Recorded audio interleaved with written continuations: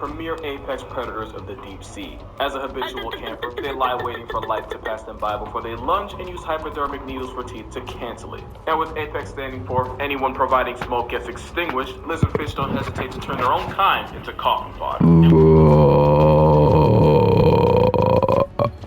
Yes, that's the killer smile. Yes, I was about to say that with the first shot right here, where they show him. That was the Jeff the Killer. Being the whole struggling, panicking prey in place, they make sure they don't live long enough to learn from their mistake. But as much of a therapy build as Gecko Company's mugshot might be, it might not even be the worst headshot in the ocean. Not as long as this is still a factor. I don't know anyone who would waste the oxygen trying to defend.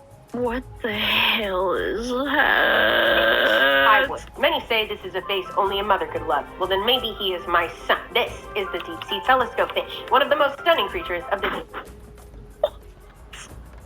How is this cute, man? Tropical oceans. They're found at depths of about 16.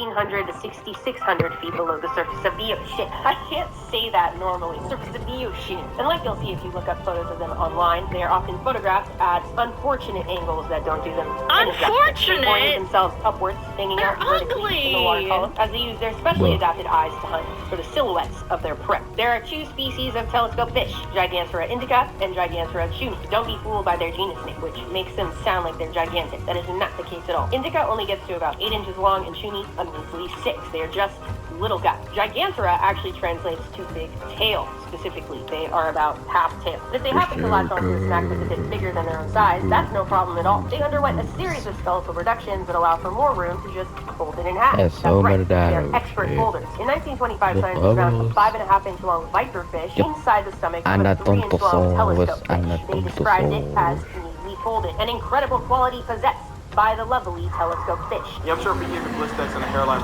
Was that a DBD skill check? I have PTSD. What? Wait, hold on. An incredible quality possessed by the lovely telescope fish. Oh my god, that was the DBD skill check. I actually thought I was going mentally insane. Yeah, I'm sure if we gave the blistex and a hairline restoration surgery, he'd be cute, but that's just me. That being said, there's a lot of pretty dope things just chilling in the deep. Take the barrel-eyed fish, the fish with a transparent head that means it can spot ops or prey directly above it, thanks to those two green gummy-looking orbs that are actually its eyes. Or the ultra-rare giant phantom jellyfish. That is scary. Look at how dark it is. It looks almost phantom-like. Asmongold is a fish. Equipped with 30-foot arms that makes this ET understudy the length of a whale shark. And when That's I say rare, I mean scary. this jelly's only been seen like... It looks like cloth.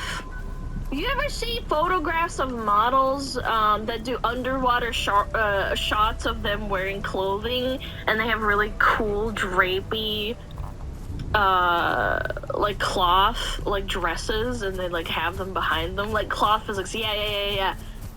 It's really cool. 100 times in the history of mankind, so the fact that you're watching this right now is kind of wild. Then you have the deep sea Dumbo octopus that copes with stress by turning itself into a ball to discourage predators from eating it. And if this right here looks familiar, yeah, right to his thighs.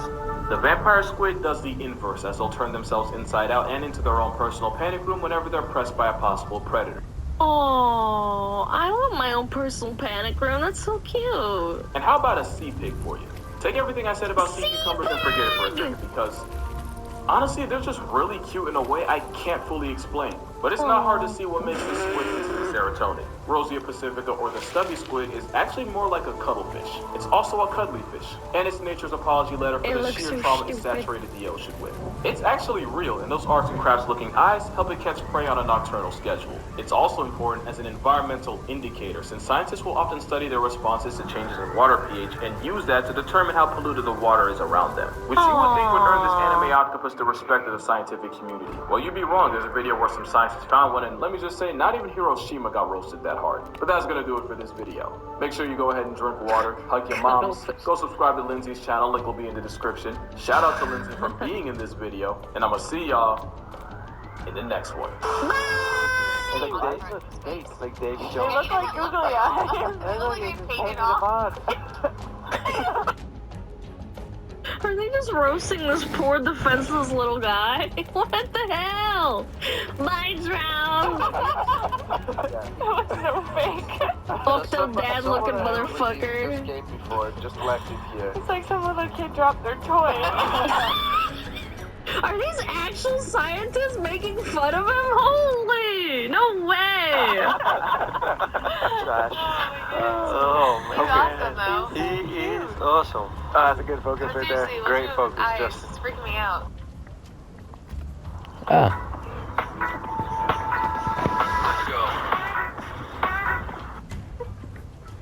Our oceans cover more than 70% of the Earth's surface.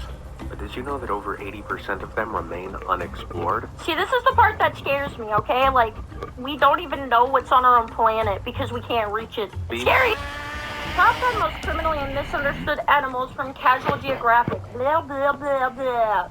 Can recognize their caretakers and show affection. Will bond with certain individuals and follow them around. Will often bring someone an object and play tug-of-war. Gentle, inquisitive, and very intelligent. You'd think all this was from someone describing their dog. Yep. Actually, these quotes are all from people talking about vultures. What? The Jurassic-sized graveyard griefing alopecia pigeon actually has the personality of an That imprinted was puppy. not what I You was might gonna not guess. know that, because most times people see one, it's either thousands of feet above the earth looking for death, or on the ground feeding off it. Truth is, the vulture just might be the most generationally misunderstood bird, and in the spirit of Earth Day, I'm going to be talking about the top 10 most maligned and honestly reputationally screwed over animals. In my biased opinion. You can't please everyone, but I like my list, so let's get into it. Let's go. Starting off, it's not hard to see how vultures got done dirty. It's pretty hard to earn public favor when you dive bowels deep in a bloated buffalo for a living. Then you add the fact that they'll leak liquid nasty all over their legs to stay cool, projectile vomit in self-defense, and in my a world God. of pretty privilege, vultures have a homely handicap. But anyone who's worked with them will swear I did not realize, like, I already thought they were kind of nasty, but now they're even more nasty. by how smart they are. They're arguably the smartest birds that aren't corvids or parrots, and they're part of the exclusive group of animals able to make and use tools with I feel like when it comes to, like, bird intelligence, you always hear that, like, ravens and crows are smart. When you think of a smart bird, you don't really think of a vulture. Egyptian vulture using a rock to have an ostracized vulture who they're also smart enough for a vulture vendetta to be a real thing. But what makes them underrated is just how much worse our quality of life would be without them. Botulinum toxins is the deadliest natural substance known to man, and vultures eat it like candy. Vultures can also obtain tuberculosis, anthrax, and even the bubonic plague. Folks associate them with death and disease, but that's exactly what they help prevent. And if you want to know what happens when you avoid vultures, look no further than India. With about a 99% loss, vultures in India suffered one of the worst bird blights in history, mostly thanks to a drug given to cattle that also caused kidney failure in the feathery coffins. Oh my And with goodness. less of nature's cleanup crew taking care of expired bodies, the number of feral dogs went up, and so did cases of rabies. And if you remember my Halloween Yes, video, scavengers a rise in are really rabies might be important. the biggest jihad to the human race. But that's not the only social work vultures offer for free. The turkey vulture's nose is so OP, they've actually been used to help find gas leaks, with engineers putting What? special chemicals in pipes. And with I've heard, like, dogs being used for that, so what I'm learning here is the canine unit for cops they should also have a vulture unit, right? That's what I'm getting here. Or, like, maybe before getting a dog, you should think of, like, getting a vulture instead. You could take your vulture on a walk. That would be pretty metal. Yeah, projectile vomiting in self-defense is pretty metal.